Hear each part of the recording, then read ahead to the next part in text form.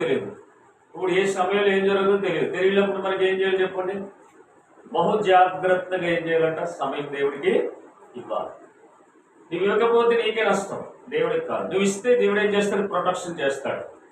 Bible ఒక మాట 34వ కీర్తన 7వ వచనంలో, నువ్వు సమయాన్ని ఇస్తే, సమయాన్ని దేవుడికి ఇచ్చినట్టుగైతే, సమయానుసార ప్రకారంగా నువ్వు జీవిస్తే, సమయానికి దేవుడికి నువ్వు ఇచ్చి ప్రార్థన చేస్తే, నీకు గైడెన్స్ గా దేవుడు ఒక దూతను కాపులకు ఉంచుతాడంట.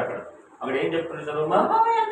యెహోవా యందు భయభక్తులు గలవారు చుట్టూ ఆయన దూత వారిని కాపాడి వారిని రక్షించడం. ఇప్పుడు చెప్పండి, సమయాన్ని ఇవ్వాలా ఇవ్వకూడదా?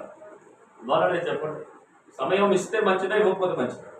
సమయం నువ్వు ఇవ్వకపోయావు అనుకో, చూడలేదు. ఇక్కడ ఎవరి ముఖం ఎవరు చూసుకోలేదు. ప్రశ్నిస్తుగా బ్రదర్ మీరు శుభ్రంగా చూడండి. ఆమె ఎందుకు చెప్తారు? వాళ్ళు ఇంటి దగ్గర చూడలేదు. మీరు చూద్దామని ముఖం లేదు, చూద్దామని ఎముక లేదు, చూద్దామని ఏమీ లేదు, చూద్దామని ఏమీ కనబడటం లేదు. అక్కడికి అనేకమని ఈ ఫైర్ ఇంజిన్స్ వెళ్ళి ఆఫ్ చేసి ఎవరు మిగలలేదు. అందరు చెప్పారు వాయ్ కారణం ఏంటి? ఎంత జాగ్రత్తగా జీవించాలి, ఎంత జాగ్రత్తగా నువ్వు బ్రతకాలి, ఎంత జాగ్రత్తగా నువ్వు ఎదుర్కోవాలి. నువ్వు ఎదుర్కోవాల్సిన మనుషులు కాదు, నువ్వు ఎదుర్కోవాల్సిన ప్రతి దినం నువ్వు ఎదుర్కోవాలి. అందుకే ఏం చేయాలంట? సమయం ఉన్నప్పుడల్లా కూడా మీరు ఏం చెప్తారంటే దేవుడితోనే ఉండాలి. మొన్న కూడా చెప్పాను కదా, మొన్న కూడా చాలాసార్లు చెప్పాను. చూడండి, లోకస్వార్త 21వ అధ్యాయం 37-38 వచనాల్లో 21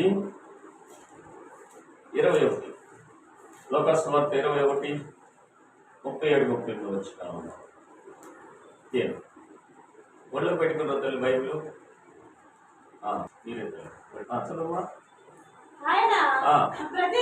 ప్రతిదినము ఎక్కడట? ప్రతిదినము పగటి యందు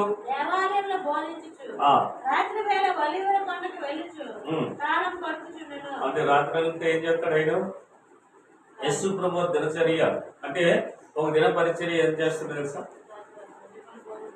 సాయంకాలం 6 గంటల దాకా, ఉదయం 6 గంటల నుంచి సాయంకాలం 6 దాకా సంఘంలో మందిరాల్లో బోధిస్తూ, అనేక ప్రాంతాలకు వెళ్తూ, గుడ్డివారికి చోటువారు అనేక మందికి స్వస్థపరుస్తూ, సాతాన బంధకాలు ఉన్న వాళ్ళు విడిపిస్తూ, అనేక కుటుంబాలు సమాధానపరుస్తూ, అనేక కుటుంబాలు సాతానికి అబంధస్తులు విడిపిస్తూ, రాత్రి అవబదికి ఎక్కడికి వెళ్తుందంటే ఆయన నివాస స్థలం ఏంటంట ఒలేవా కొండకెళ్ళి ఏం చేస్తాడంట? కాలము గడుపుతూ దేవుడితో ప్రార్థిస్తున్నాడంట.